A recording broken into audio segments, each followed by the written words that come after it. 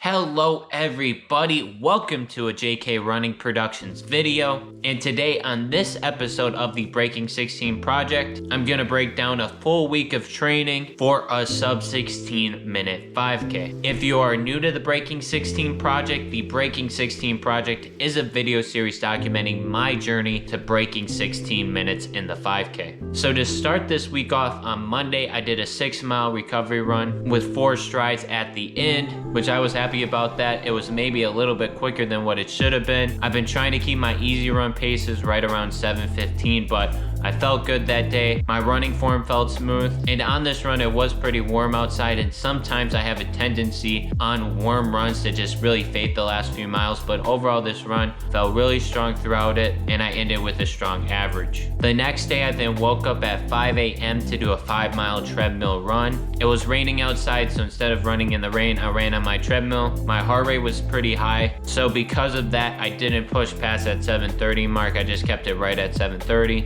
And then the next day on Wednesday, I did a tempo workout. The workout was a 2-mile warm-up, 2-mile tempo, 2-mile cool down. And I didn't feel great on the warm-up, but I did feel good throughout the tempo section. I thought about doing another mile, but instead I was like, I'll just keep it at 2 miles, keep it at the original workout. I knew I was gonna be doing a tempo workout later in the week, so I just kept it at what it was. I then took a day off, and then on Friday of that week, I did a 6-mile recovery run. And I did not feel great on this run. I felt horrendous, and it did not feel great right from the jump. But in a way, I somewhat expected this run not to feel good. Every Thursday I go to a Bible study, and it's a little bit past downtown Milwaukee, so I have an hour-ish drive home from there. I usually don't get home till 11:30. And then I wake up at 6 a.m. for work, so I usually get, if I'm lucky, I get around 6 hours of sleep compared to the normal 7 or 8 I try to get throughout the week. And then lastly, to close out the week, I did a 7-mile long run, 2-mile warm up, 3-mile tempo, 2-mile cool down. I'm used to doing long runs of 10, 11, 12 miles, but so far we're keeping in this training block, the max has been 7 miles. And on this tempo, it was a little bit slower. I got home with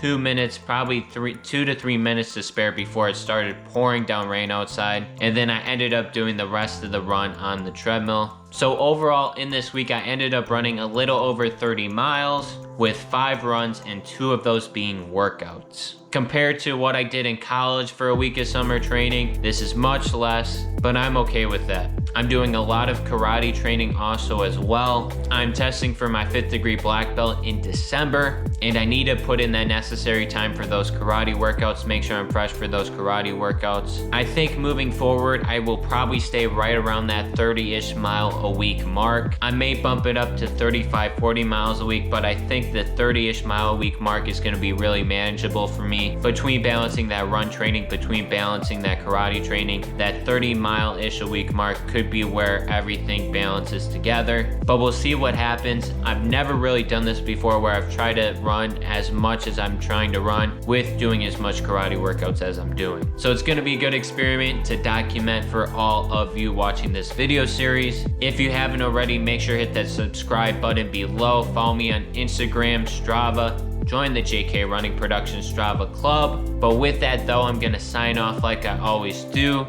The grind never stops.